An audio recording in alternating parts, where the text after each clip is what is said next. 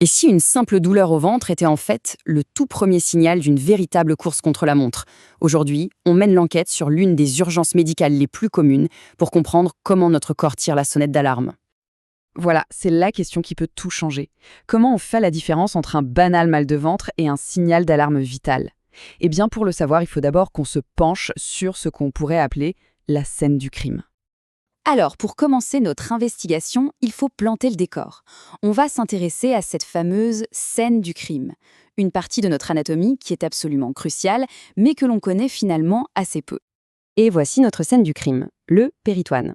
Alors attention, ce n'est pas juste une simple enveloppe. Il faut plutôt l'imaginer comme un film de protection ultra sophistiqué qui tapisse tout l'intérieur de notre abdomen. C'est grâce à lui que nos organes peuvent cohabiter et fonctionner en parfaite harmonie.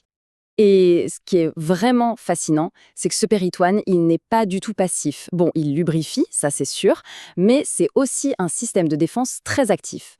Son grand épiplomb agit un peu comme un bouclier mobile. C'est le pompier de service qui vient tout de suite contenir un début d'incendie. C'est notre toute première ligne de défense à l'intérieur. Bon, maintenant qu'on a le décor, voyons ce qui se passe quand cette doublure de protection est attaquée. C'est là que le corps déclenche une véritable alarme générale. La péritonite, c'est ça, c'est l'inflammation de cette fameuse membrane.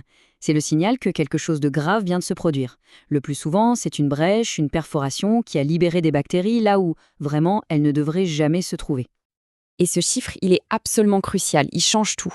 Dans 9 cas sur 10, ce n'est pas un problème qu'on peut régler avec des médicaments. Non, c'est une urgence chirurgicale. Et à partir de là, le compte à rebours est lancé. Alors, comment les médecins se rendent-ils compte? Le tout premier indice, c'est ce qu'on appelle la défense. Quand on appuie sur le ventre, les muscles se contractent, mais de manière involontaire. C'est le corps qui, instinctivement, essaye de créer un bouclier pour protéger la zone qui est enflammée. L'étape d'après, qui est encore plus alarmante, c'est la contracture. Là, l'abdomen est dur tout le temps, même sans qu'on le touche. C'est ce que les médecins appellent le ventre de bois. Et ça, c'est un signe qui ne trompe absolument pas. L'inflammation est devenue sévère et généralisée. Et puis, il y a l'indice décisif, la petite signature pour nos détectives médicaux, le signe de Bloomberg. Le médecin appuie doucement, puis il relâche d'un seul coup. Si une douleur vraiment fulgurante apparaît à ce moment précis, c'est la preuve quasi certaine que le péritoine est irrité. L'enquête avance bien. Alors, si la péritonite, c'est l'alarme, qui est le coupable le plus fréquent?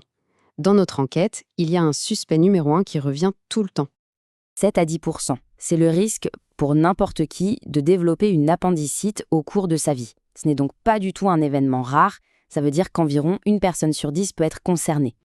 Voici donc notre suspect. L'appendice. Une toute petite structure en forme de tube, une sorte d'impasse qui est connectée au gros intestin. Et vous savez, le problème avec les impasses, c'est que ce qui entre a parfois beaucoup de mal à en ressortir. Et le scénario est presque toujours le même. D'abord, un bouchon se forme, souvent un petit caillot de matière fécale. Derrière ce bouchon, les bactéries se mettent à pulluler dans le liquide qui est piégé. La pression monte, l'appendice gonfle, et si rien n'est fait, il finit par se rompre. Et là, tout le pus se déverse dans la cavité abdominale. C'est à ce moment précis que l'appendicite bascule et se transforme en péritonite. Cette petite anecdote d'un professeur de médecine, elle illustre parfaitement un des grands défis du diagnostic.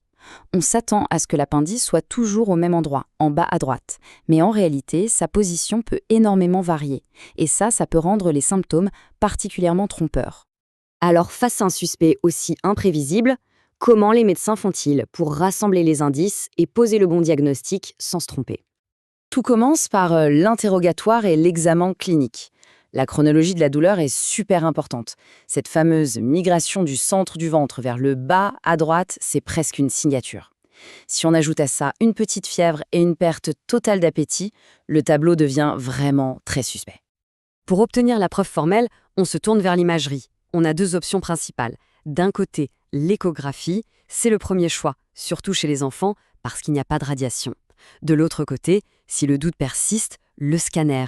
Lui, il est plus fiable. Il donne une image très claire de la situation et il permet de voir non seulement l'appendice enflammé, mais aussi toutes les complications autour. Mais attention, même avec la meilleure technologie du monde, l'interprétation reste un art. Cette note d'un professeur le rappelle bien, un bon médecin doit savoir reconnaître les pièges. Parfois, une image qui a l'air de crier « perforation » est en réalité une simple variation anatomique sans aucune gravité. C'est là tout le travail du détective. Une fois le diagnostic posé, là, c'est une véritable course contre la montre qui s'engage. Chaque heure qui passe est cruciale pour éviter que la situation ne dégénère. Et vous allez voir, l'évolution peut être très rapide. Des 24 à 36 heures, le risque que l'appendice se perfore devient bien réel. Passé 48 heures, les complications s'aggravent. L'infection peut être contenue dans une poche de pus, ce qu'on appelle un abcès, ou même se transformer en une masse inflammatoire toute dure, le plastron. Et si la rupture est massive, c'est la péritonite généralisée, ce qui rend le traitement beaucoup plus lourd et plus dangereux. Petite anecdote historique intéressante. Pour éviter une crise en pleine mer, les marins se faisaient enlever l'appendice en prévention. On a complètement abandonné cette pratique. Pourquoi ? Parce qu'on s'est rendu compte que l'opération elle-même n'est pas sans risque et peut créer des cicatrices internes, des adhérences qui peuvent causer d'autres problèmes bien plus tard. Donc, en résumé, si on devait retenir quelques points vraiment essentiels. 1. La péritonite est une urgence chirurgicale absolue. 2. L'appendicite en est le suspect principal. Et surtout, 3. Le temps est notre pire ennemi. Une douleur au ventre qui s'intensifie ou qui se déplace, ce n'est jamais quelque chose à prendre à la légère. Finalement, toute cette enquête médicale nous renvoie à une question essentielle. Le corps a son propre langage, il nous envoie des signaux d'alerte qui sont très clairs. La vraie question, c'est, est-ce qu'on sait encore les écouter ? Merci d'avoir suivi cette explication et à très bientôt.